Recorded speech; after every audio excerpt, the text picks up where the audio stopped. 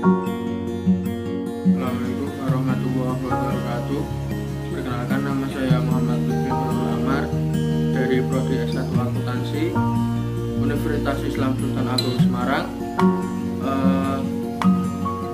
dari kelas A1 E3 dengan nomor induk mahasiswa 314020002991. Sekian.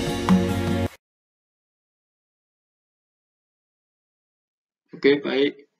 Nah, di sini saya akan mempresentasikan tugas ujian tengah semester Gasal mata kuliah dasar akuntansi. Langsung saja kita masuk ke materi. Nah, pada kali ini kita akan membahas tentang konsep atau teori jurnal, transaksi, jurnal umum, posting buku, dan juga pembuatan neraca saldo. Yang pertama yaitu transaksi. Transaksi yaitu suatu kegiatan yang dilakukan oleh seseorang yang menimbulkan perubahan terhadap harta atau keuangan yang dimiliki, baik itu bertambah maupun berkurang.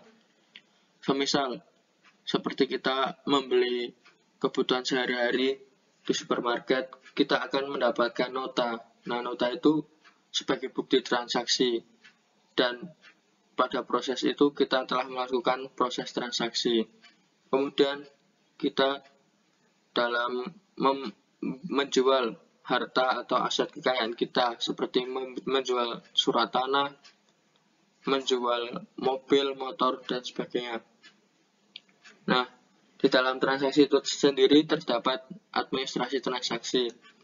Yang dimaksud dengan administrasi transaksi adalah suatu kegiatan untuk mencatat perubahan keuangan seseorang atau sebuah organisasi yang dilakukan secara teliti, serta menggunakan metode-metode tertentu. Kemudian, fungsi transaksi. Transaksi memiliki fungsi yang pertama, sebagai media yang berisikan data informasi keuangan. Kemudian yang kedua, sebagai dasar pencatatan akuntansi. Yang ketiga, untuk mengetahui pihak yang bertanggung jawab atas timbulnya sebuah transaksi.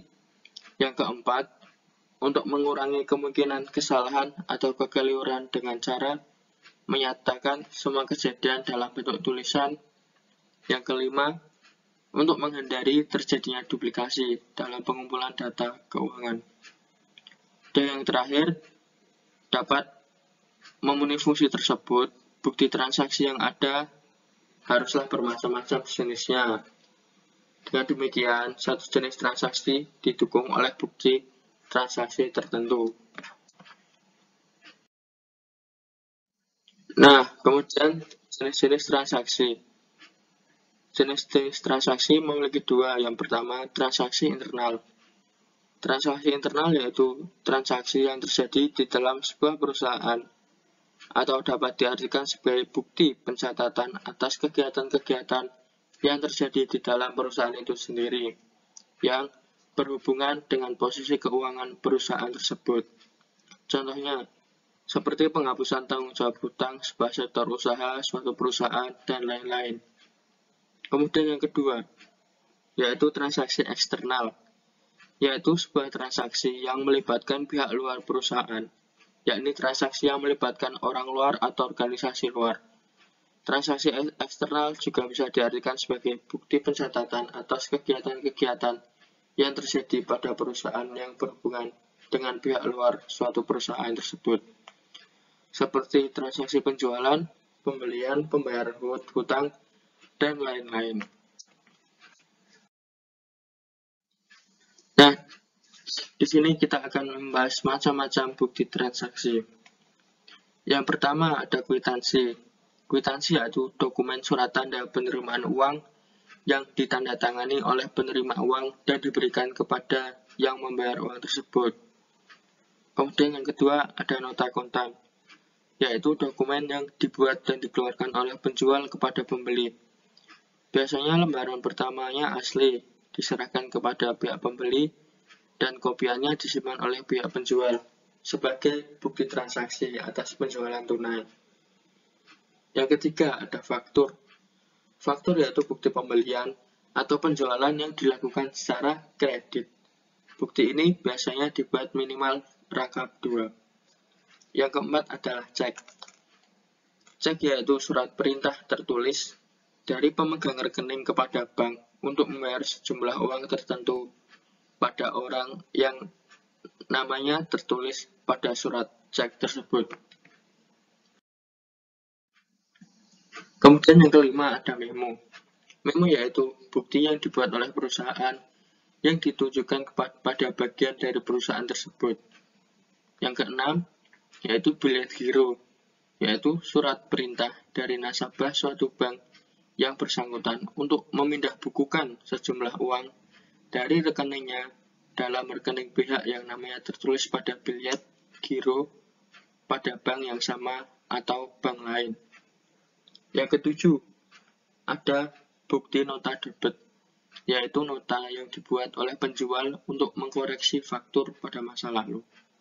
Yang ke-8, ada nota kredit, yaitu bukti pembukuan yang menjual barang dengan kredit sebagai koreksi atau perubahan jumlah tagihan yang berkurang.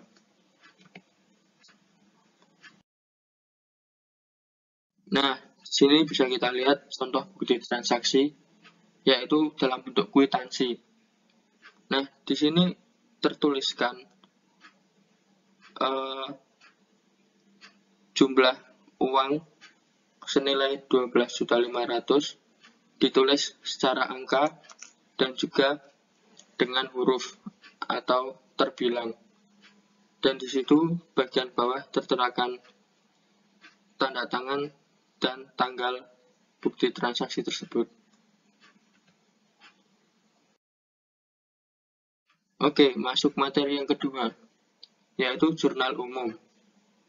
Nah, pengertian jurnal umum sendiri adalah jurnal yang digunakan untuk mencatat seluruh aktivitas transaksi keuangan secara kronologis dan terperinci dalam periode tertentu. Secara etimologis, kata jurnal berasal dari bahasa Prancis, yaitu jour, yang artinya hari. Nah, jurnal umum ini digunakan untuk mencatat berbagai aktivitas transaksi keuangan secara kronologis, sesuai dengan tanggal, dengan mencantumkan nama transaksi, kelompok akun, dan nominalnya pada kolom debit atau kredit. Nah, jadi pengertian jurnal umum secara singkatnya atau secara jelas, yaitu sebuah jurnal yang digunakan untuk mencatat semua transaksi keuangan yang terjadi dalam periode tertentu untuk kemudahan pengelolaan keuangan baik pihak internal maupun eksternal organisasi atau suatu perusahaan. Nah, di sini kita akan membahas fungsi dari jurnal umum. Yang pertama, fungsi historis. Maksudnya adalah semua transaksi yang terjadi akan dicatat berdasarkan pada tanggal transaksi. Yang kedua, fungsi pencatatan. Karena semua transaksi yang terjadi pada suatu perusahaan dicatat dalam jurnal umum, agar pembuatan laporan keuangan perusahaan dapat dilakukan dengan baik. Yang ketiga, fungsi analisis. Karena semua pencatatan transaksi yang dilakukan dalam jurnal umum adalah hasil analisis transaksi berupa kredit dan debit yang terpengaruh. Yang keempat adalah fungsi instruksi. Mempunyai peran dalam proses pemasukan data ke buku besar. Dan yang kelima, fungsi informatif. Nah, di dalam jurnal umum terdapat informasi dan penjelasan bukti pencatatan transaksi yang terjadi pada suatu perusahaan.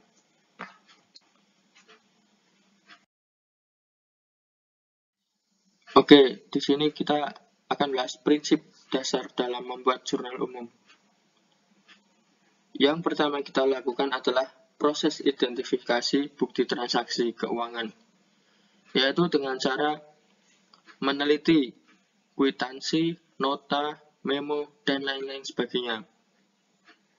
Yang kedua, menentukan akun yang mengalami pengaruh terhadap transaksi yang terjadi, dan mengklasifikasikannya dalam jenis utang, harta, atau modal.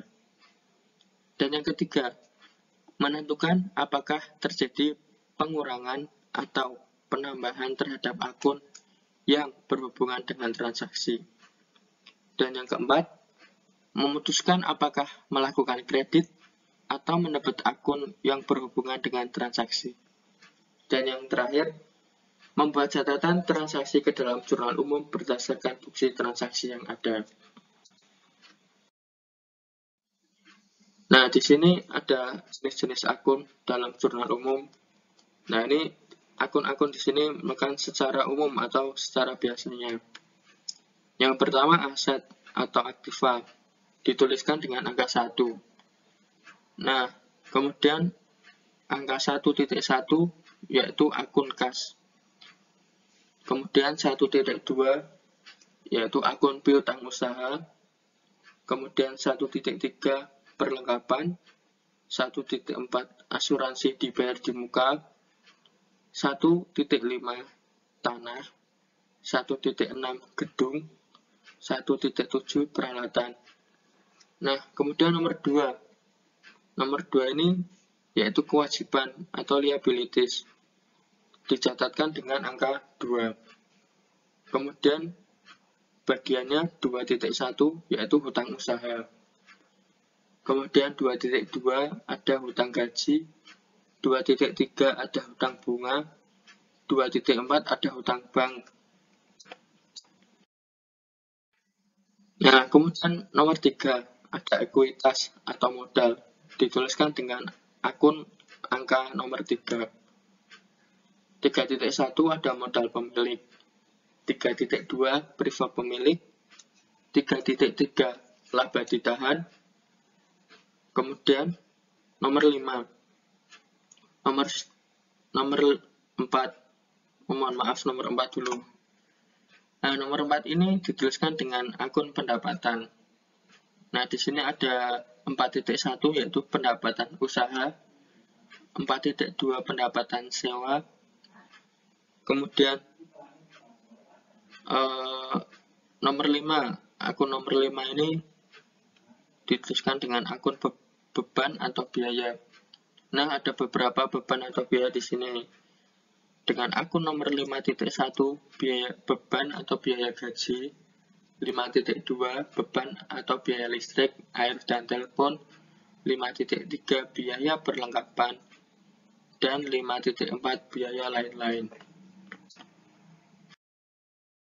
Nah, sini bisa kita lihat contoh dari jurnal umum. Seperti tadi yang sudah saya jelaskan, di dalam jurnal umum ini akan dituliskan transaksi. Nah, transaksi di sini seperti ada tertera tanggal, kemudian keterangan atau nama akunnya, kemudian sebelahnya ada saldo. Saldo ini masuk ke debit dan kredit. Nah, di sini terdapat tanggal dan keterangan dari bukti dari transaksi. Nah, hasil akhir dari jurnal umum ini, nah, balance atau hasilnya sama.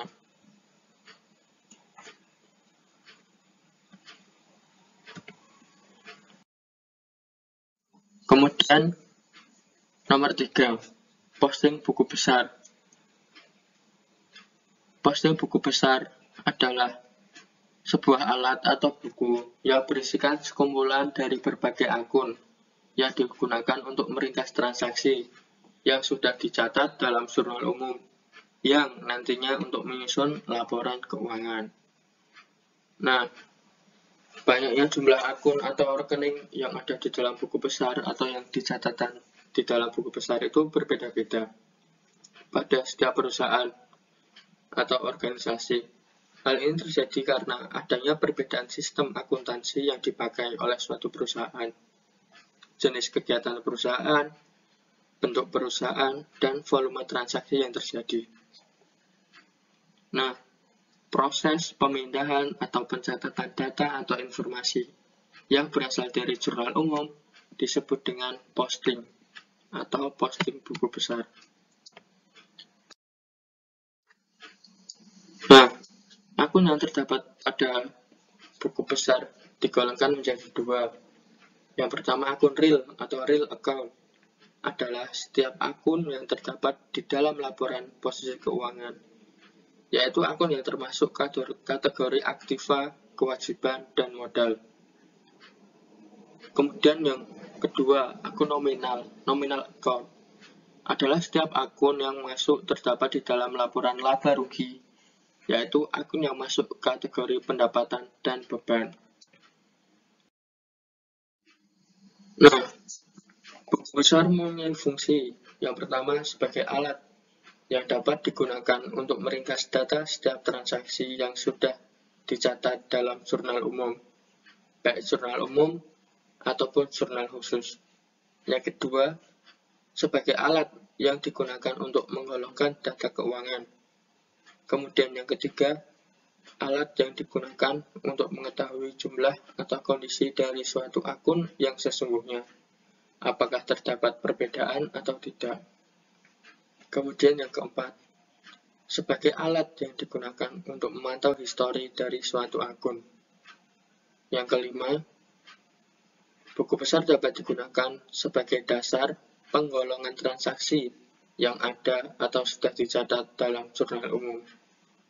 Yang keenam, sebagai salah satu tahapan atau bahan yang dipakai dalam proses penyusunan laporan keuangan. Nah, di sini kita akan membahas tujuan penulisan buku besar. Yang pertama, bertujuan untuk mencatat seluruh transaksi dengan ukuran dan pencatatan secara benar. Yang kedua, menjumlahkan atau mengurangi akun sesuai dengan histori transaksi. Yang ketiga, memvalidasi jumlah akun atau rekening. Yang keempat, memberikan informasi mengenai rekam jejak atau histori dari suatu akun. Yang kelima, menghasilkan laporan keuangan yang bisa dipercaya dan juga tepat waktu untuk setiap periode. Nah, di sini akan membahas cara posting atau pencatatan ke buku besar. Nah, pertama yang kita perhatikan dalam mencatat atau posting buku besar yaitu mencatat saldo awal yang berasal dari informasi atau data dari neraca saldo awal periode.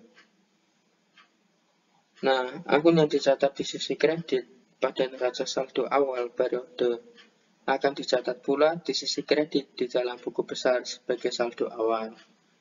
Begitupun sebaliknya, untuk akun yang berada di sisi debit pada neraca saldo awal akan dicatat di sisi debit pada buku besar.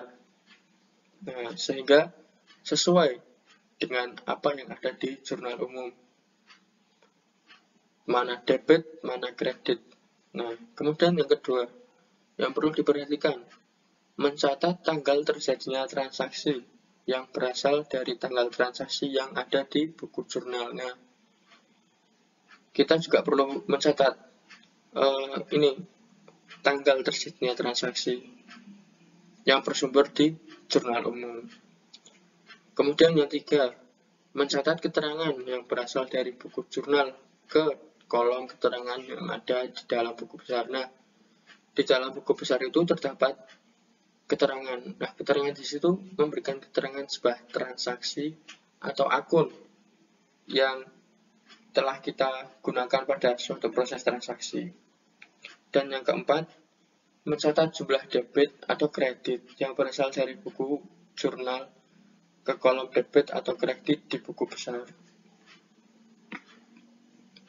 Nah, maksudnya di sini di dalam akhir proses pembukuan ini, di setiap masing akun harus menjumlahkan debit atau kredit yang bersumber pada jurnal umum dalam proses pempostingan buku besar. Kemudian yang kelima, mencatat nomor halaman atau referensi dari buku jurnal ke dalam kolom ref atau referensi. Nah, di dalam buku besar ini terdapat kolom ref. Nah, di situ kita menuliskan, nah, akun atau transaksi ini tuh terjadi atau dicantumkan pada jurnal umum halaman 1, 2, atau seterusnya. Kemudian yang keenam, apabila akun dalam jurnal sudah dibukukan ke dalam akun buku besar, maka di dalam kolom ref buku jurnal dicatat nomor akun yang bersangkutan. Nah, jadi pada setiap akun itu terdapat kode akun atau nomor akun yang masing-masing akun berbeda. Nah, setelah proses pencatatan di buku besar ini, nah, ada nomor akun. Kemudian nomor akun itu dicatat ke jurnal umum sebagai nomor atau kode akun. Kemudian yang terakhir, nah, apabila menggunakan akun buku besar bentuk stafel, maka carilah jumlah saldonya, yaitu dengan cara membandingkan antara jumlah saldo yang ada. Pencatatan di debit akan menambah saldo debit, dan pencatatan di kredit akan menambah saldo kredit. Nah, oke, di sini bisa kita lihat contoh pencatatan buku besar. Nah, di sini ada nama akunnya, ada nama akun. Nah, ini juga nama akun. Nah, jadi tiap perusahaan beda-beda. Nah, ini kode akun. Kode akun. Nah, di dalam buku besar terdapat tanggal. Nah, di sini yaitu tanggal transaksi yang bisa kita lihat di jurnal umumnya. Kemudian nama akun atau keterangan. Nah, nama akun di sini juga bisa dilihat pada jurnal umumnya. Nah, misalnya seperti ini tanggal 1 kas. Nah, di sini kita bisa menyesuaikan di dalam jurnal umum, bisa masuk debit atau kredit. Nah, di sini kas masuk ke dalam kredit. Nah, kemudian ditambah atau ditotal. Nah, ini contoh yang nomor 2. Nah, seperti ini. Kas, ini tanggal. Kas, kredit, saldo 15 juta. Nah, kemudian yang nomor 2 piutang usaha. Piutang usaha masuk ke dalam kredit senilai 11 juta. Nah, di dalam 11 juta ini dikurang atau istilahnya kredit ini akan bertambah atau berkurang. Misalnya di sini saldonya 15 juta. Nah, kemudian ditambahkan dengan kredit lagi senilai 11 juta. Kemudian ditotal dengan hasil 26 juta. Nah, seperti itu.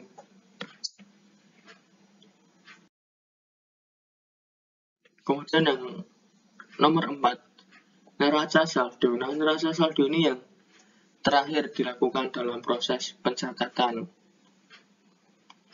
Nah, neraca saldo sendiri memiliki pengertian, yaitu neraca yang digunakan untuk memeriksa kesamaan saldo pada sisi debit atau sisi kredit.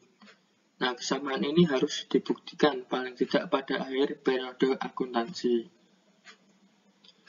Dari pengertian neraca saldo, pasti akan ada banyak akun yang harus dilaporkan dan juga jumlah dari saldo masing-masing akun tersebut.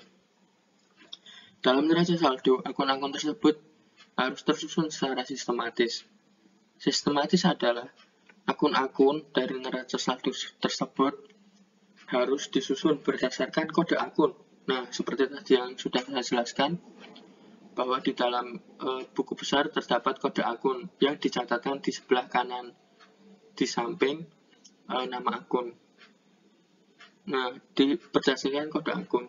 Kode akun biasanya dapat diketahui dari buku besar, nah, benar, yang disusun oleh suatu perusahaan.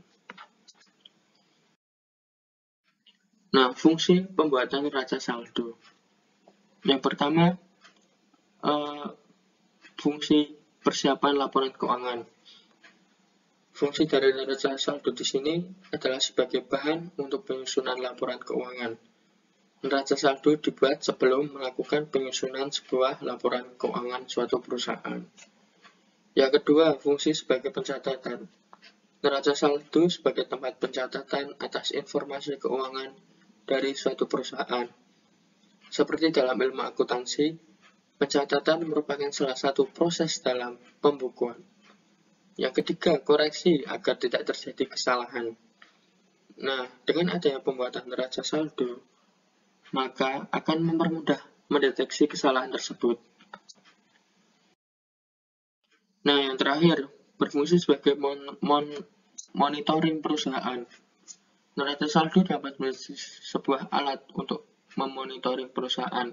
Nah, setiap akun yang tercatat pada neraca saldo akan terlihat jumlah saldo dari masing-masing akun tersebut. Maka dari itu dapat dilakukan monitoring apakah akun-akun tersebut benar sesuai dengan kondisi perusahaan. Nah, manfaat neraca saldo. Nah, dalam pembuatan neraca saldo memiliki manfaat. Yang pertama, menunjukkan ringkasan dari buku besar, sehingga dapat menjadi sumber informasi sekaligus memudahkan dalam penyusunan laporan laba dan rugi, laporan perubahan ekuitas, dan laporan neraca. Nah, sehingga neraca saldo ini bisa meringkas dari buku besar. Nah, di buku besar itu kan terdapat beberapa akun. Nah, banyak akun yang belum dijumlahkan. Nah, di neraca saldo ini bisa meringkas semua itu dengan cara kita melihat nama akun dan jumlah air saldo totalnya, sehingga bisa memudahkan dalam penyusunan laporan laba rugi, penyusunan perubahan ekuitas, dan laporan neraca. Kemudian manfaat yang kedua, penyusunan neraca saldo secara otomatis berarti telah melakukan pengujian keseimbangan jumlah saldo debit dan kredit dalam buku besar. Nah, ini saya akan menjelaskan cara pembuatan neraca saldo.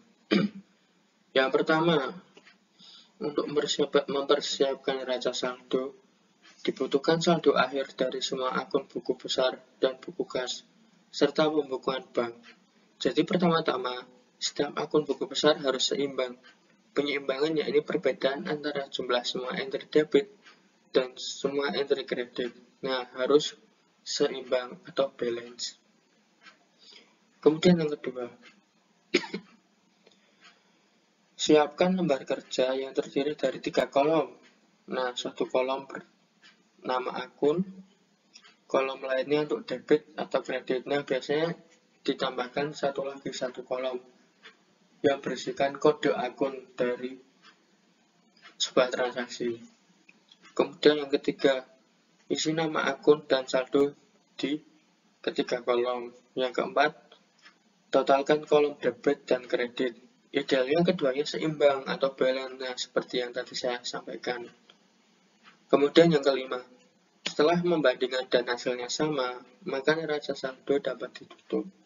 Jika ada perbedaan, coba temukan kesalahan dan perbaiki kembali. Nah, setelah semuanya selesai dan mungkin hasilnya kita ragu dengan hasilnya, kita bisa mencocokkan kembali atau meneliti lagi dengan melihat di buku besar atau jurnal umumnya mungkin.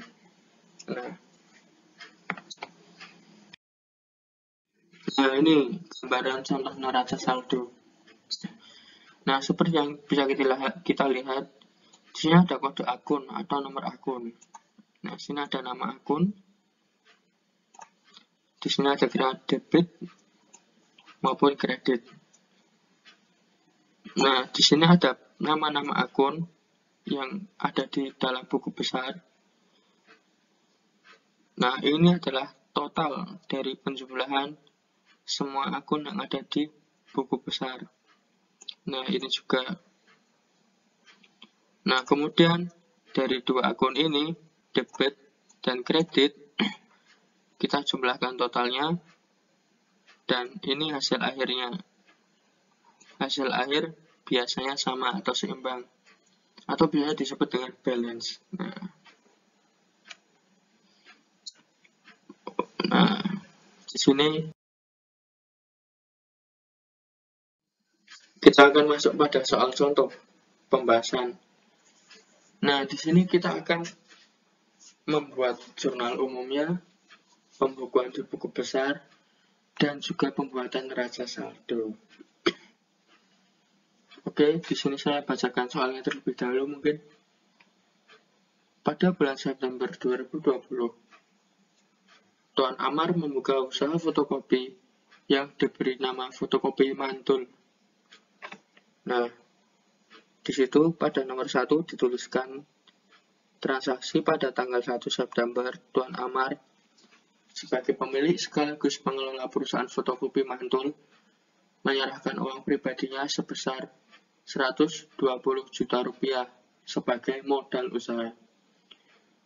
Kemudian transaksi yang kedua pada tanggal yang sama, yaitu tanggal 1 September, membayar uang sewa kios kepada Nyonya Maria sebesar 3.600.000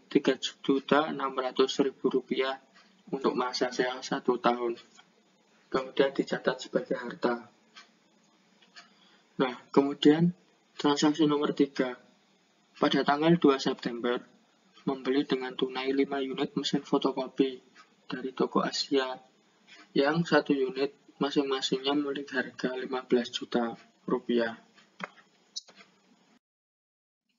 Kemudian pada transaksi nomor 4, pada tanggal 3 September, membeli perlengkapan dengan bukti faktur 50 rem kertas HVS ukuran folio dengan harga 1 remnya 30.000 dan membeli 20 rem kertas HVS ukuran kuarto dengan harga 1 remnya 25.000 rupiah. Serta 10 kantong tinta fotokopi dengan harga 1 unitnya senilai 70.000 di toko Bahagia. Kemudian pada transaksi nomor 5, pada tanggal 6 September, menerima uang sebesar 3 juta rupiah dari pelanggan sebagai pembayaran atas pekerjaan fotokopi dan jilid pada minggu pertamanya. Pada transaksi nomor 6, pada tanggal 9 September, Bagas sebagai pegawai servis fotokopi minta uang di kasir untuk membeli suku cadang mesin senilai 2.500.000 rupiah. Pada transaksi nomor 7, yaitu pada tanggal 10 September, menerima pendapatan sebesar 1.600.000 rupiah dari pelanggan sebagai ongkos fotokopi pada minggu kedua, tetapi baru diterima setengahnya. Transaksi nomor 8, pada tanggal 13 September, dibayar kepada toko Bahagia uang sebesar 1.500.000 sebagai cicilan pembayaran atas pembelian tanggal 3. Kemudian pada transaksi ke-9 pada tanggal 15 September, dibeli tunai 50 rem kertas HVS ukuran folio dengan harga 1 remnya 30.000 rupiah. Transaksi ke-10 pada tanggal 16 September, dibayar listrik dan telepon untuk bulan September sebesar 875.000.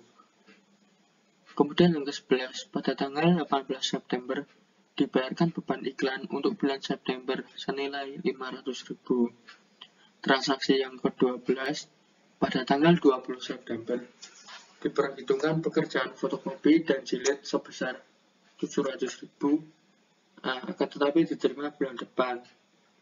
Kemudian transaksi ke-13, pada tanggal 21 September membayar gaji karyawan untuk 3 orang yang setiap orang mendapatkan gaji senilai 2.500.000 rupiah. Yang ke-14, pada tanggal 22 September dibeli peralatan jilid seharga 10 juta rupiah, baru dibayar senilai 3 juta rupiah. Pada transaksi ke-15, pada tanggal 25 September, diterima pinjaman dari bank yang sudah di-ACC pada minggu lalu, sebesar 30 juta rupiah. Nah, pada tanggal 26 September, diambil uang perusahaan untuk keperluan pribadi pemilik Tuan Amar senilai 3 juta rupiah. Dan pada transaksi yang terakhir, yaitu transaksi ke-17 pada tanggal 28 September, dibayar cicilan ke bank dari sisa pinjaman minggu lalu, yaitu 2.500.000 beserta bunganya senilai 230.000. Nah, di sini kita akan membuat jurnal umum, pencatatan buku besar, dan juga neraca saldo. Oke, baik. Di sini kita akan melihat cara pembuatan jurnal umum. Nah, oke, bagian pertama, di atas sendiri kita harus menuliskan judul, yaitu jurnal umum itu sendiri. Kemudian di bawahnya terdapat nama perusahaan. Nah, di sini disebutkan fotokopi mantul. Nah, kemudian yang selanjutnya kita tulis periode dari pembuatan jurnal umum. Nah, di soal seperti yang tadi disebutkan pada bulan September 2020, Tuan Amar membuka usaha fotokopi yang diberi nama fotokopi mantul. Nah, ini namanya seperti yang di atas ini, fotokopi mantul. Kemudian untuk periode bulan September tahun 2020. Nah, di sini dicatatkan. Nah, baik. Oke, pada pembuatan jurnal umum juga disertakan tanggal. Nah, di sini merupakan tanggal transaksi yang bisa kita lihat di soal. Kemudian nama akun. Nah, nama akun di sini bermacam-macam. Kemudian ref. Nah, ref ini adalah nomor akun yang kita isi setelah membuat buku besar. Biasanya seperti itu. Nah, kemudian di sini kita ada pembagian debit dan juga pembagian kredit. Nah, disinilah kita harus menganalisis mana pembagian untuk debit dan kredit. Oke, kita masuk pada soal yang pertama. Soal yang pertama dituliskan pada tanggal 1 September. Nah, sini sudah ditulis 1 September. Tuan Amar sebagai seorang pemilik sekaligus pengelola perusahaan fotokopi mantul menyerahkan uang pribadinya sebesar 120 juta sebagai modal usaha. Nah, di sini kita tuliskan kas, karena kas perusahaan akan bertambah. Nah, kas dimasukkan ke debit sebesar 120 juta. Kemudian modal Tuan Amar sebagai modal usaha kita masukkan ke dalam kredit. Nah, di sini. Nah, kemudian pada soal selanjutnya, pada tanggal yang sama yaitu 1 September, membayar uang sewa. Jadi Tuan Amar membayar uang sewa kios kepada Nyonya Maria sebesar 3.600.000 untuk masa sewa waktu 1 tahun dan dicatat sebagai harta. Oke, di sini kita masukkan akun namanya sewa dibayar di muka atau sewa DDM. Nah, sewa DDM kita tambah atau kita tuliskan di akun debit sebesar 3.600.000. Nah, kemudian kas dari perusahaan akan berkurang. Kemudian kita tuliskan di kredit sebesar 3.600.000.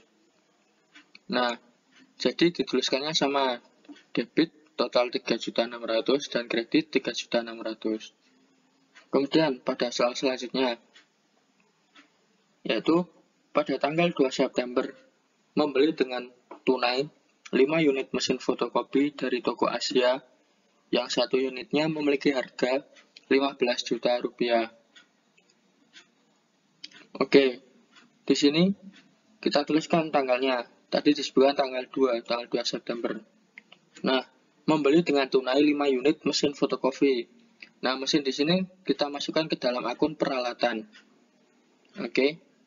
Nah, 5 unit mesin fotokopi, 1 unitnya memiliki harga 15 juta. Kita kalikan 15 kali 5, hasilnya 75 juta. Nah, kita masukkan ke bagian debit 75 juta. Dan kas, kita tulis di sini kas. Kasnya berkurang di kredit sebesar 75 juta juga. Kemudian yang soal selanjutnya. Oke. Pada tanggal 3 September, nah ini 3 September, membeli perlengkapan dengan bukti faktur 50 rem kertas HVS ukuran folio dengan harga satu remnya Rp30.000 dan membeli 20 rem kertas HVS ukuran kuarto dengan harga satu remnya Rp25.000 serta 10 kantong tinta fotokopi dengan harga satu unitnya Rp70.000 di toko Bahagia. Nah, transaksi pada soal keempat terjadi pada tanggal 3 September. Nah, baik. Kemudian memberikan perlengkapan. Nah, di sini adalah perlengkapan. Kita catat perlengkapan. Nah, dari semua pembelian tersebut dengan bukti faktur, yaitu bukti kredit 50 gram kertas HVS ukuran folio, kemudian kertas HVS ukuran kuarto, dan 10 kantong tinta fotokopi. Nah, itu semua dijumlahkan. Nah, menjadi jumlahnya 2.700.000. Nah, di sini kita tuliskan utang usaha. Mengapa utang usaha? Karena pada keterangan soal nomor 4 ini disebutkan bukti faktur. Nah, bukti faktur itu adalah bukti kredit atau bukti utang. Makanya sini utang usaha masukkan ke kredit. Nah, jadi ini perlengkapan 2.700.000, ini utang usaha 2.700.000. Mengapa utang usaha? Karena di sini dituliskan membeli perlengkapan dengan bukti faktur atau bukti kredit di dalam sebuah transaksi. Nah, untuk selanjutnya pada soal nomor 5 dituliskan pada tanggal 6 September membeli perlengkapan dengan bukti faktur pada tanggal 6 September menerima uang sebesar 3 juta dari pelanggan sebagai pembayaran atas pekerjaan fotokopi dan jilid pada minggu pertama. Nah, di situ disebutkan transaksi terjadi tanggal 6 September.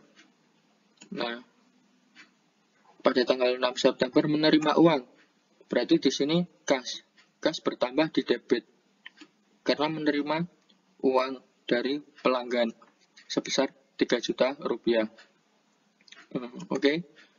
Selanjutnya, penerimaan tersebut masuk juga ke dalam pendapatan usaha karena mendapatkan hasil dari jasa yang telah ia berikan, yaitu jasa fotokopi dan jilid pada minggu pertama senilai 3 juta. 3 juta kita masukkan ke dalam kredit. Kemudian pada soal selanjutnya, pada tanggal 9 September, Bagas sebagai pegawai servis fotokopi meminta uang di kasir untuk membeli suku cadang mesin senilai 2.500.000. Nah, di sini dituliskan pada tanggal September terjadinya transaksi. Nah, di sini disebutkan meminta uang di kasir untuk membeli suku cadang mesin. Nah, di sini dimasukkan ke dalam akun peralatan sebesar 2.500.000 bertambah di debit. Kemudian kasnya berkurang sebesar 2.500.000 karena untuk membeli peralatan tersebut, membeli suku cadang mesin, kita masukkan ke dalam kredit. Nah, seperti itu. Kemudian pada soal nomor 7, pada tanggal 10 September menerima pendapatan sebesar 1.600.000 dari pelanggan sebagai ongkos fotokopi pada minggu kedua, tetapi baru diterima setengahnya. Oke. Di sini tertuliskan tanggal 10 September. Transaksi pada tanggal 10 September. Nah, menerima pendapatan sebesar 1.600.000 dari pelanggan sebagai ongkos fotokopi pada minggu kedua, akan tetapi baru diterima setengahnya. Nah, setengahnya dari 1.600.000 adalah 800.000. Nah, kas bertambah di debit sebesar 800.000 kita masukkan. Nah, kemudian piutang usaha. Nah, piutang usaha juga bertambah di debit sebesar 800.000. Nah, di sini dituliskan menerima pendapatan sebesar 1.600.000. Nah, 1.600.000 ini merupakan keseluruhan dari pendapatan usaha.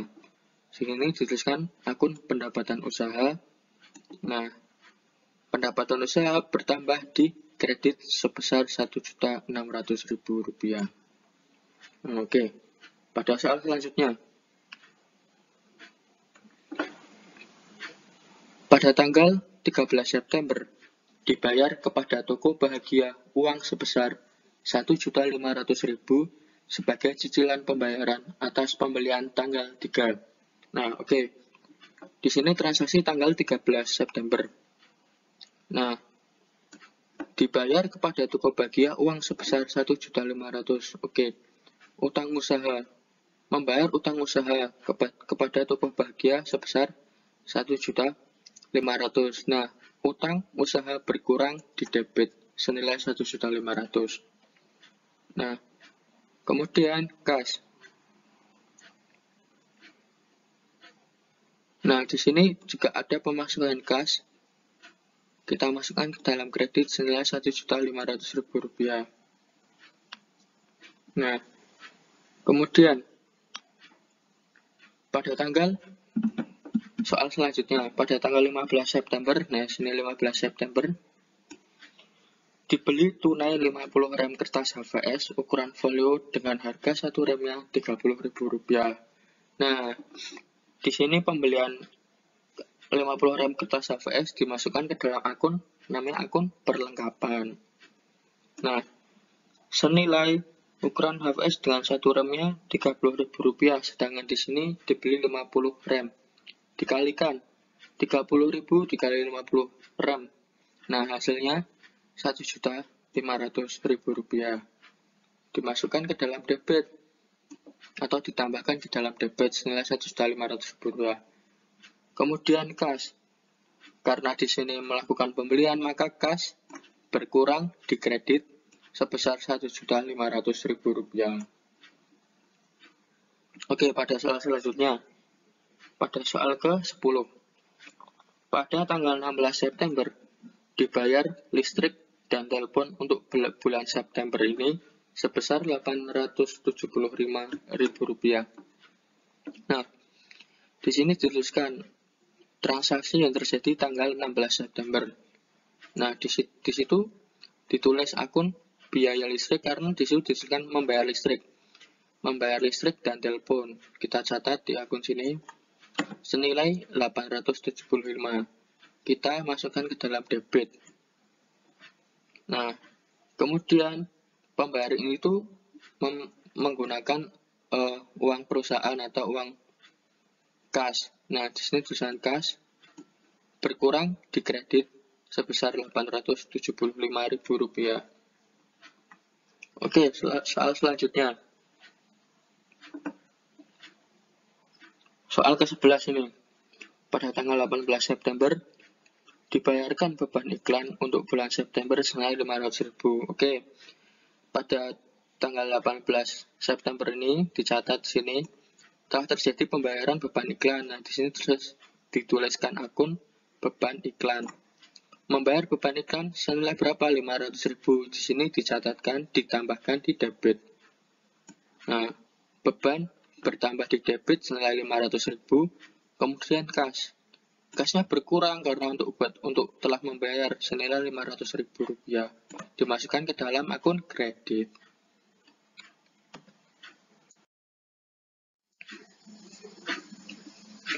Oke, soal selanjutnya.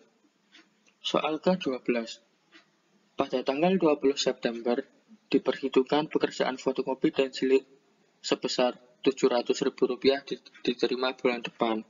Nah, di sini dituliskan transaksi yang terjadi tanggal 20 September, yaitu diperhitungkan pekerjaan fotokopi dan jilid. Nah, di sini piutang usaha. Nah, kenapa ditulis piutang usaha? Karena belum dibayar dan akan dibayarkan bulan depan. Piutang usaha bertambah di debit senilai Rp700.000. Nah, kemudian pendapatan usaha pendapatan usaha juga bertambah di kredit senilai Rp700.000. Oke, kemudian soal selanjutnya, soal nomor 13. Pada tanggal 21 September, membayar gaji karyawan untuk 3 orang, yang setiap orang mendapatkan gaji senilai Rp2.500.000. Nah, di sini pada tanggal 21 September, seluruh karyawan dari fotokopi ini mendapatkan gaji dari Tuan Amar yang tiap orangnya mendapat Rp2.500.000. Nah, di sini dituliskan beban gaji.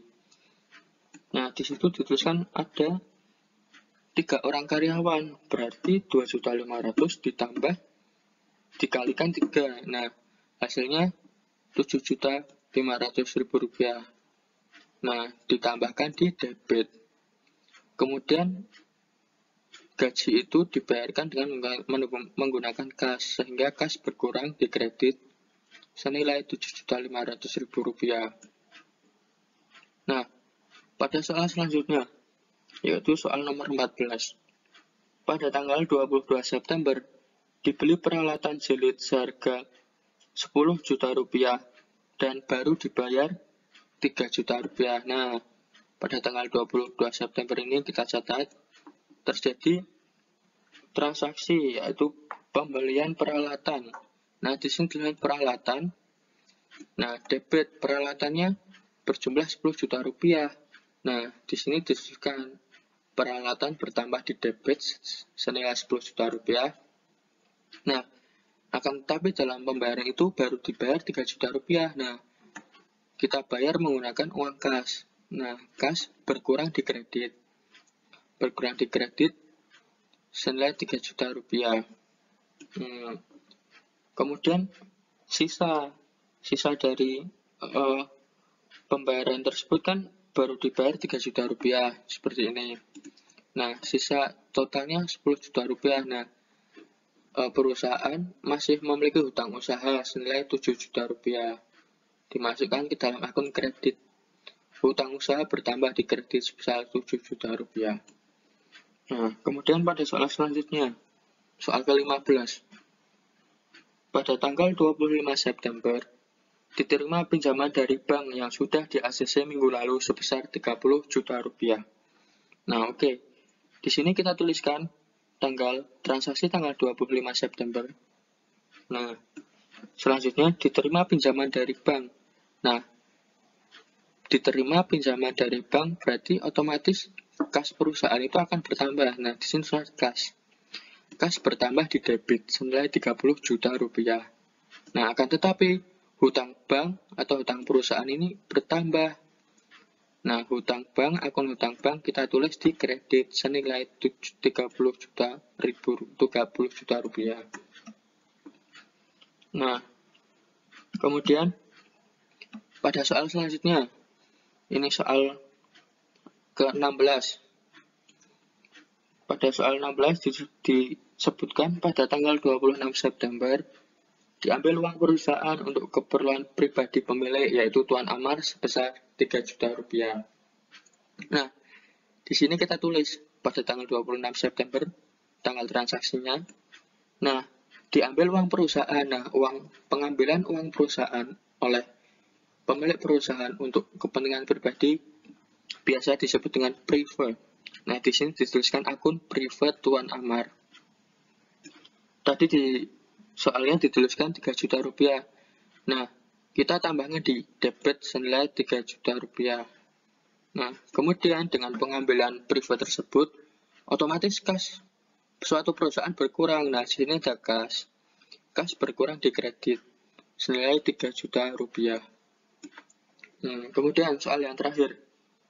Nah, pada transaksi yang terakhir kali ini disebutkan pada tanggal 28 September dibayar cicilan ke bank dari hasil pinjaman minggu lalu sebesar Rp2.500.000 dan beserta bunganya Rp230.000. Nah, di sini kita tuliskan tanggal transaksi terjadi tanggal 28 September. Kemudian membayar cicilan sisa pinjaman ke bank minggu lalu sebesar Rp2.500.000. Nah, ini hutang bank berkurang di debit. karena membayar berarti hutang bank berkurang sebesar 2.500.000. Nah, kemudian membayar beban bunga. Nah, beban bunga ini dibayar juga pada akun debit.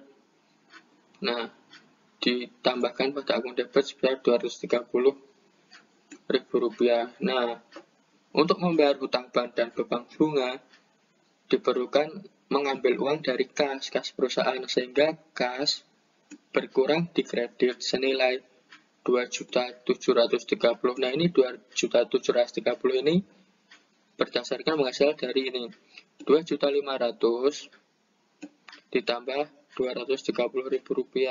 Nah, di total hasilnya 2.730.000. Nah, ini transaksi terakhir. Oke, kemudian selanjutnya kita harus mentotal dari masing-masing akun, baik debit maupun kredit. Nah, kita jumlahkan dari awal, yaitu pada tanggal 1. Nah, setelah kita jumlahkan, nah ini hasilnya tercapai Rp266.705.000. Nah, ini dicantumkan. Nah, di kredit juga sama. Kita jumlahkan, kita totalkan, dan kita hitung dengan pengikhtisaran. Nah, berhasil juga Rp266.705.000. Nah, kedua akun ini balance, sama, memiliki kesamaan.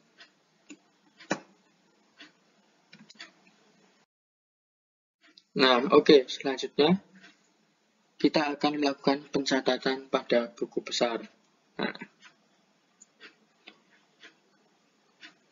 pada buku besar ini, yang pertama kita tulis di atas ini adalah keterangan, yaitu buku besar. Nah, buku besar dari apa? Dari perusahaan fotokopi Mantul.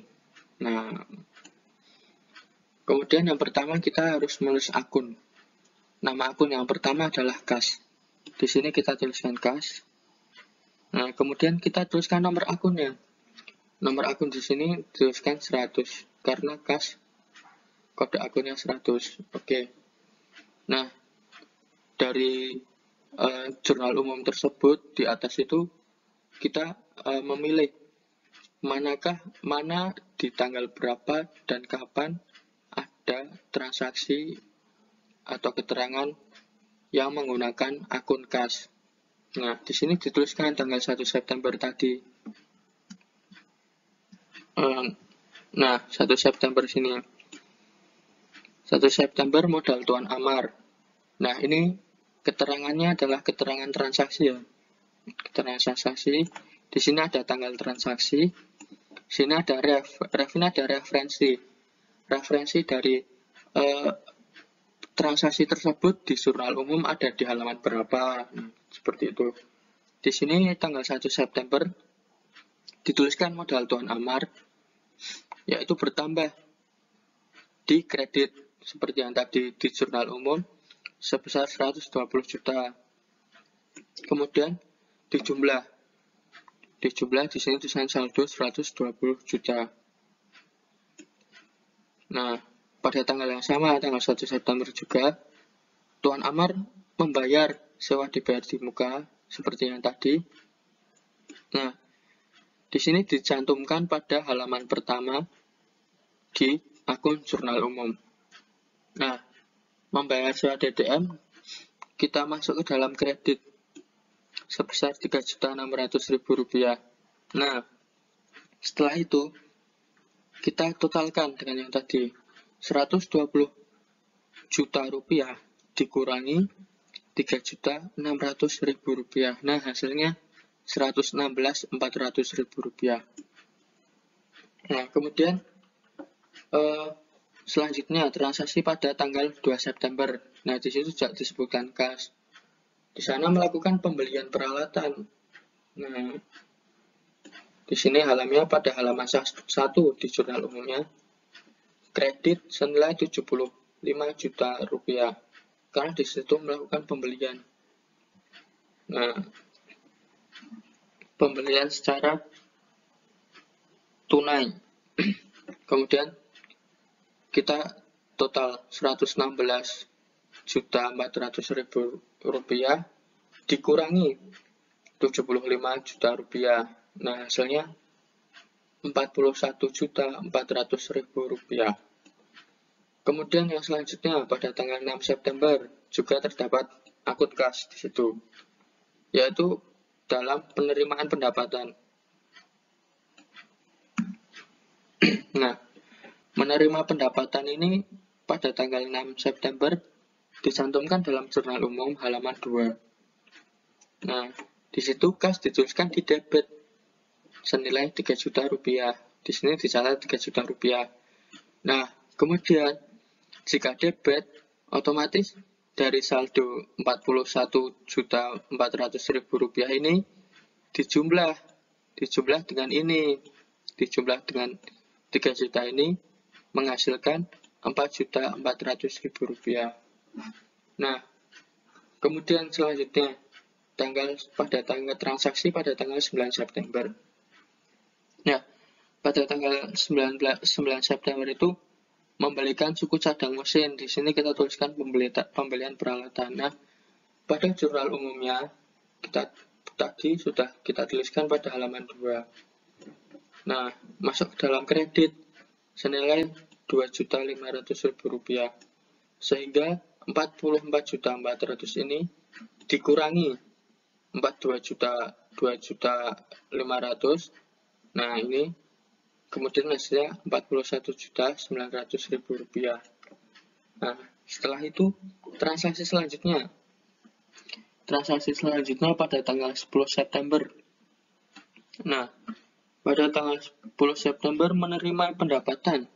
Nah, di sini tuliskan penerimaan pendapatan. Nah, pada tanggal 10 itu kita bisa melihatnya pada jurnal umum halaman 2 dituliskan kas berada di debit sebesar 800.000. Maka seperti yang tadi, jika debit maka saldo kita akan tambah. Jika di kredit maka saldo akan kita kurang. Nah, di sini 41.900.000 kita akan tambahkan dengan ini, dengan 800.000. Nah, hasilnya ini 42.700.000 rupiah. Nah, setelah itu transaksi pada tanggal 13 September. Nah, dilaksanakan pembayaran hutang usaha. Kita bisa dilihat pada jurnal umum halaman 2.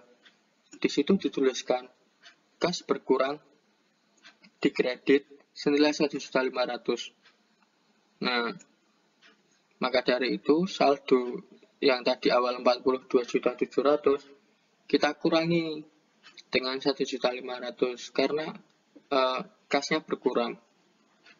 Nah, hasilnya 41.200.000 rupiah. Oke, selanjutnya pada tanggal 15 September. Nah, pada tanggal 15 September dituliskan kas untuk pembelian perlengkapan. Bisa kita lihat di jurnal umum halaman 2. Nah, di situ disebutkan kas pembelian perlengkapan di dalam kredit. Nah, kredit sebesar 1.500.000 rupiah. Nah, dari yang seperti yang tadi hasil akhir saldo akhirnya kita tambahkan dengan kita kurangi dengan 1.500.000 rupiah. Hasilnya 39.700.000 rupiah. Nah, kemudian pada tanggal 16 September transaksi yang selanjutnya, di situ juga ada akun kas untuk pembayaran listrik dan telepon. Bisa kita lihat di jurnal umum halaman 2. Nah, pada kali ini kredit pada kas itu kredit atau kas berkurang 875.000 untuk membayar listrik dan telepon. Nah, ini ditulis 39.700.000, kemudian dikurangi 875.000 rupiah karena kasnya berkurang untuk pembayaran listrik. Nah, hasilnya Rp38.825.000. Kemudian transaksi selanjutnya pada tanggal 18 September. Pembayaran beban iklan. Nah, bisa kita lihat pada referensi jurnal umum halaman 2, senilai 500.000, kas berkurang 500.000, maka dari itu 38.825.000 kita kurangi dengan 500.000 untuk membayar beban iklan. Nah, hasilnya Rp38.325.000. Nah, transaksi selanjutnya 21 September, yaitu melakukan pembayaran gaji. Bisa kita lihat pada jurnal umum halaman 3. Nah, pembayaran gaji ini melakukan dengan uang kas hingga berkurang sebesar Rp7.500.000. Nah, kemudian Rp38.325.000 kita kurangi karena untuk membayar beban gaji senilai sehingga hasilnya Rp30.825.000. Nah, setelah itu tanggal 22 September. Pada tanggal 22 September telah terjadi transaksi pembelian peralatan.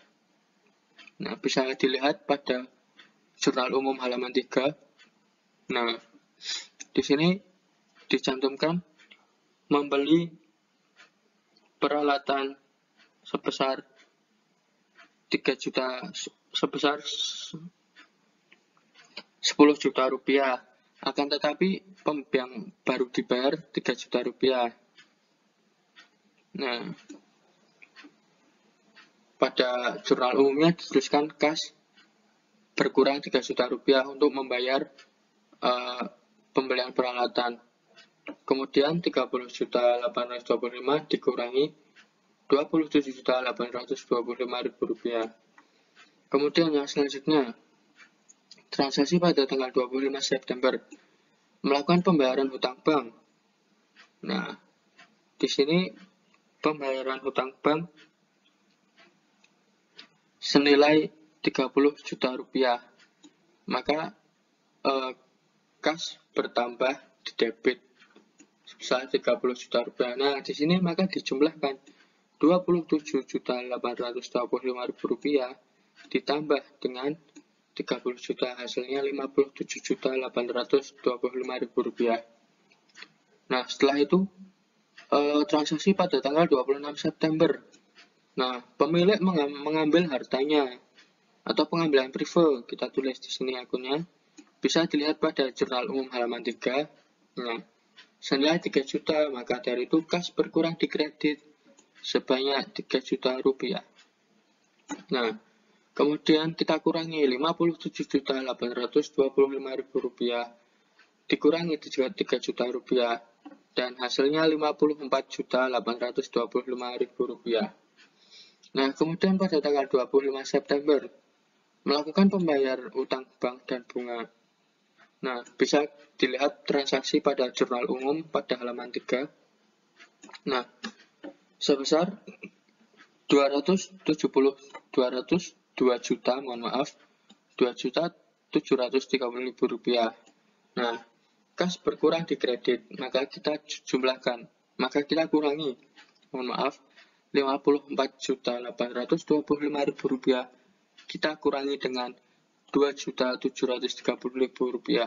Hasilnya yaitu Rp52.095.000. Nah, kemudian di situ disebutkan juga pada tanggal 1. Akun selanjutnya yaitu sewa dibayar di muka.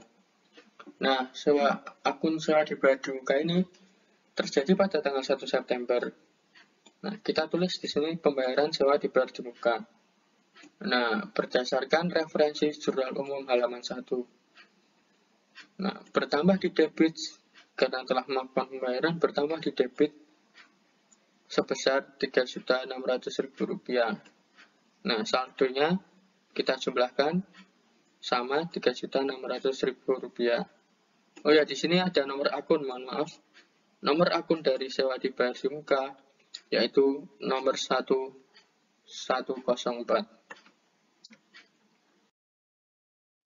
Oke. Masuk yang akun selanjutnya yaitu perlengkapan. Nah, akun perlengkapan dengan nomor akun 103.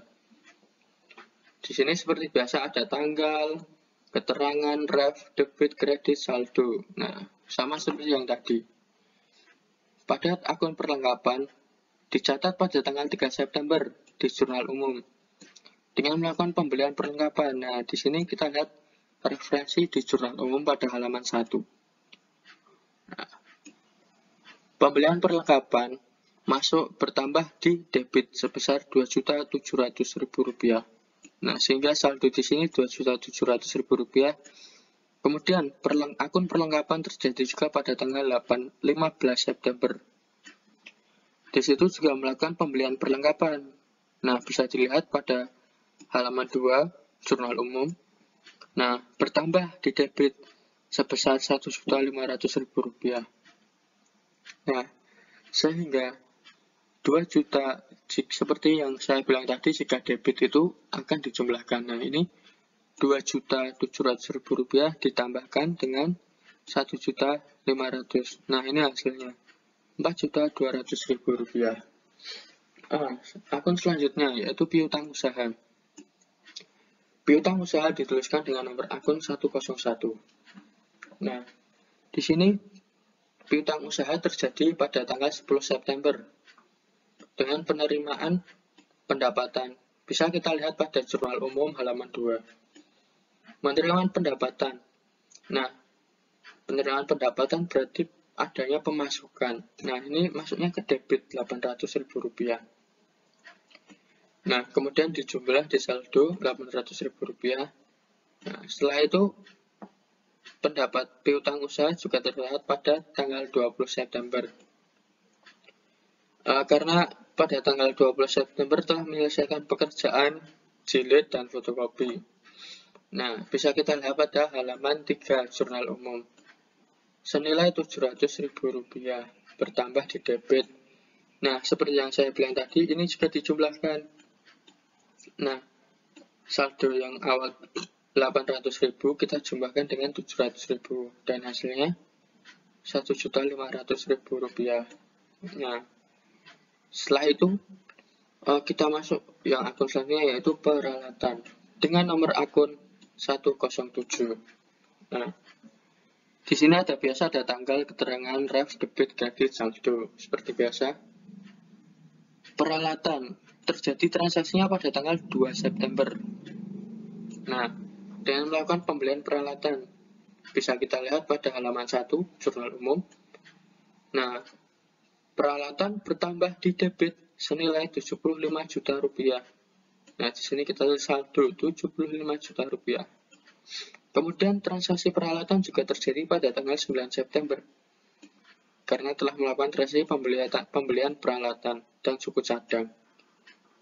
Nah, bisa dilihat pada halaman 2 jurnal umum. Nah, di sini kita peralatan bertambah di debit senilai Rp2.500.000. Nah, seperti yang saya bilang, jika debit maka harus dijumlah. Nah, di sini Rp75 juta kita tambahkan dengan Rp2.500.000. Yang hasil akhirnya Rp7.500.000. Kemudian, transaksi peralatan terjadi pada tanggal 22 September juga dengan melakukan pembelian peralatan jilid. Nah, di sini bisa dilihat pada jurnal umum halaman 3. Nah, di sini pembelian peralatan bertambah senilai Rp10 juta.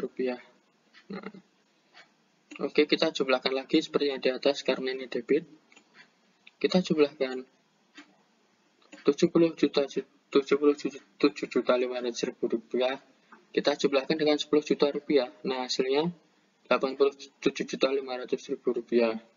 Nah, oke, selanjutnya.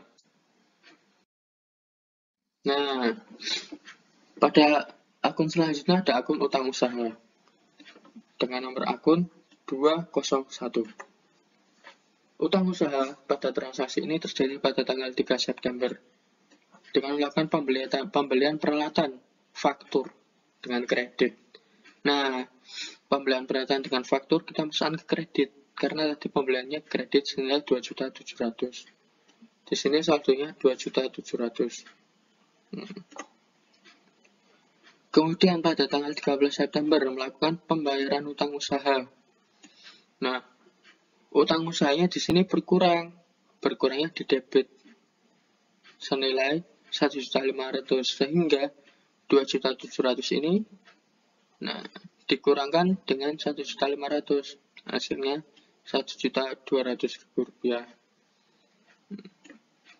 Kemudian utang usaha terjadi lagi pada tanggal 22 September dengan melakukan pembelian peralatan.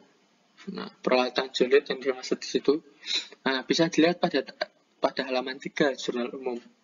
Di situ ada transaksi utang usaha.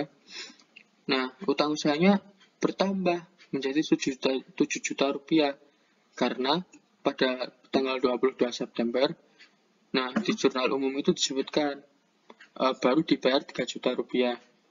Sehingga akan tetapi total dari peralatannya 10 juta rupiah. Sisa utang usahanya senilai 7 juta rupiah. Kita tulis di kredit karena masih menjadi beban. Kemudian ini ditambah 1.200.000 ditambah dengan 7 juta rupiah. Hasilnya 8.200.000 rupiah. Ini di akun utang usaha. Kemudian selanjutnya modal Tuan Amar. Tuan Amar memberikan modal. Di sini nomor akunnya 301 ya, bisa dilihat. Modal Tuan Amar. Tuan Amar memberikan modal pada tanggal 1 September. 1 September. Di sini ditulis keterangan modal awal Tuan Amar. Bisa dilihat pada jurnal umum halaman 1 ya. Kita masuk ke dalam kredit. Modal Tuan Amar masuk ke dalam kredit senilai 120 juta rupiah. Saldo di sini kita tulis 120 juta rupiah. Selanjutnya akun privat Tuan Amar. Akun privat atau pengambilan. Jadi privat itu pengambilan uang pribadi yang dilakukan oleh pemilik perusahaan. Kita tulis nomor akun di sini 302. Privat Tuan Amar terjadi pada transaksi tanggal 26 September. Kita tulis di sini keterangan privat Tuan Amar. Bisa dilihat pada jurnal umum pada halaman 3 yang tadi. Kita masukkan debit karena privatnya bertambah di debit senilai 3 juta rupiah. Karena ini transaksi privat hanya terjadi satu pada jurnal umum satu kali, yaitu pada tanggal 26 September, maka kita total hasilnya 3 juta rupiah karena tidak menambah maupun tidak berkurang.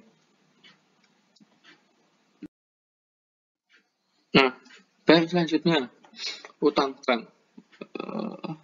Utang bank. Utang bank kita tulis akun dengan nomor 204. Utang bank terjadi pada transaksi tanggal 25 September. Pembayaran utang bank, di sini keterangan ditulis. Bisa dilihat pada jurnal umum halaman 3. Pembayaran utang bank. Karena utang bank bertambah di kredit 30 juta rupiah. Sini ditulis 30 juta rupiah. Kemudian terjadi juga pada tanggal 28 September. Melakukan pembayaran utang bank dan bunga. Bisa dilihat pada jurnal umum halaman 3. Melakukan pembayaran utang bank di debit. Berarti utang banknya berkurang di debit sebesar 2.500.000 rupiah.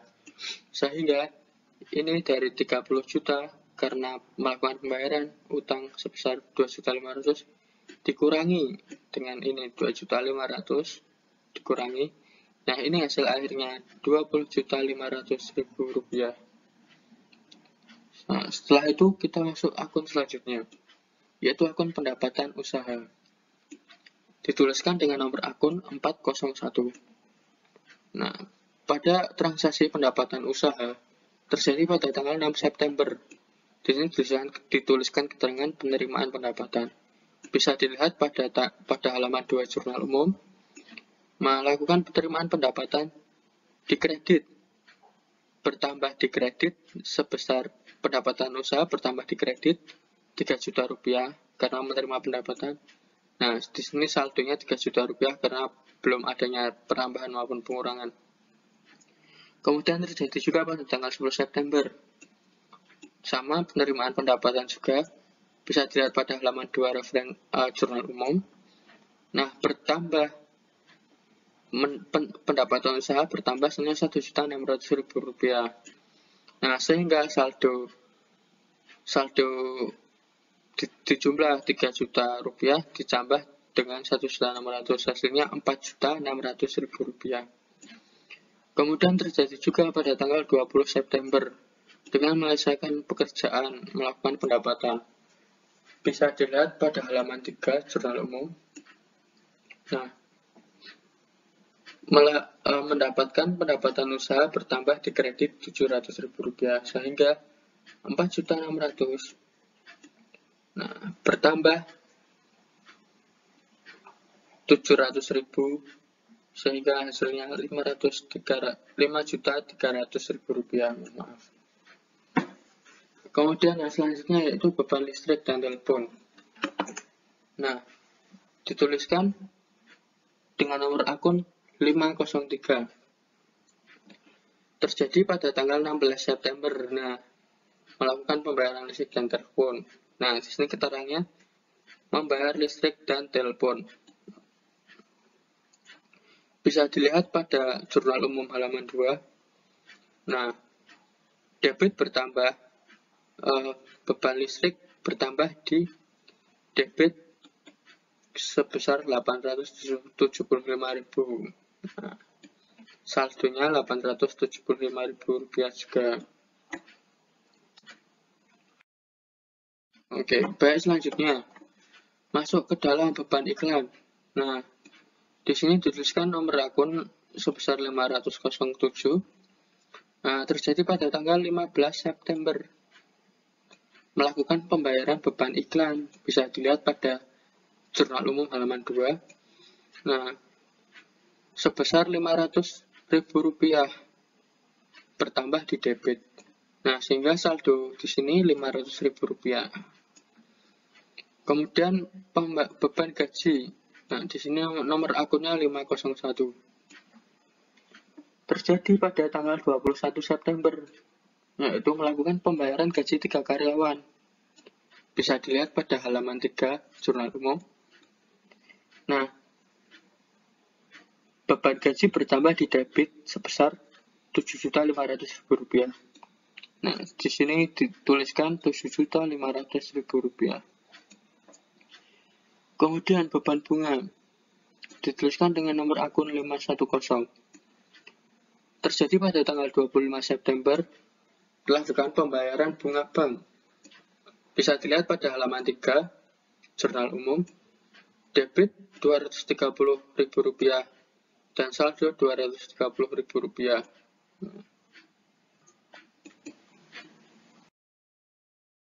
Nah, di sini kita telah selesai dalam melakukan pembuatan buku besar. Selanjutnya di sini ada nama dan nomor akun. Nah, di sini yang pertama ada nomor akun yang telah tercatat pada buku besar tadi. Di sini ada nomor akunnya juga. Ada kurang lebih 1, 2, 3, 4, 5, 6, 7, 8, 9, 10, 11, 12, 13, 14. Ada 14 jenis akun. Nah, yang kemudian kita akan buat neraca saldonya. Nah, oke, selanjutnya. Nah, ini dia neraca saldonya, teman-teman. Kita tuliskan nomor akunnya. Nah, 100 ini kas. Kas kita masukkan ke dalam debit Rp52.095.000. Kemudian 104 ada akun sewa dibayar di muka. Nah, kita masukkan ke dalam debit sebesar Rp3.600.000. Kemudian nomor akun 103 yaitu perlengkapan. Kita masukkan ke dalam debit Rp4.200.000. Kemudian Selanjutnya ada piutang usaha dengan nomor akun 101. Kita masukkan ke dalam debit senilai Rp1.500.000. Kemudian nomor akun 107 yaitu peralatan sebesar Rp87.500.000. Nah, ditambahkan. Setelah itu ada selanjutnya utang usaha 201. Utang usaha ditambahkan di kredit senilai Rp8.200.000. Bisa dilihat di buku besarnya atau jurnal umum. Kemudian 301 ada modal tuan amar atau modal pemilik. Kita tambahkan di kredit sebesar 120 juta rupiah. Selanjutnya ada privat tuan amar. Privat tuan amar dengan nomor akun 302 kita tambahkan di dalam debit 3 juta rupiah. Kemudian selanjutnya ada utang bank dengan nomor akun 204. Kita tambahkan di kredit. Nah, karena utang kita tambahkan di kredit sebesar Rp27.500.000.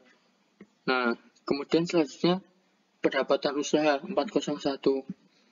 Kita masukkan ke dalam kredit. Nah, sebesar Rp5.300.000. Selanjutnya beban listrik dan telepon dengan nomor akun 503 ditambahkan di debit senilai Rp875.000. Setelah itu selanjutnya ada beban iklan dengan nomor akun 507. Kita tambahkan di debit senilai Rp500.000. Selanjutnya ada beban gaji dengan nomor akun 501. Kita tambahkan di debit sebesar Rp7.500.000. Dan yang terakhir ada akun beban bunga dengan nomor akun 510. Dengan kita masukkan ke debit senilai Rp230.000. Nah, setelah itu dari semua ini kita jumlahkan antara debit dan juga kredit. Nah, kita jumlahkan seluruhnya. Debit dijumlah, ini dijumlah. Nah, ini juga dijumlah. Nah, dengan hasil akhir 161 juta rupiah. Di sini juga 161 juta rupiah dan hasilnya sama atau balance. Nah, alhamdulillah balance.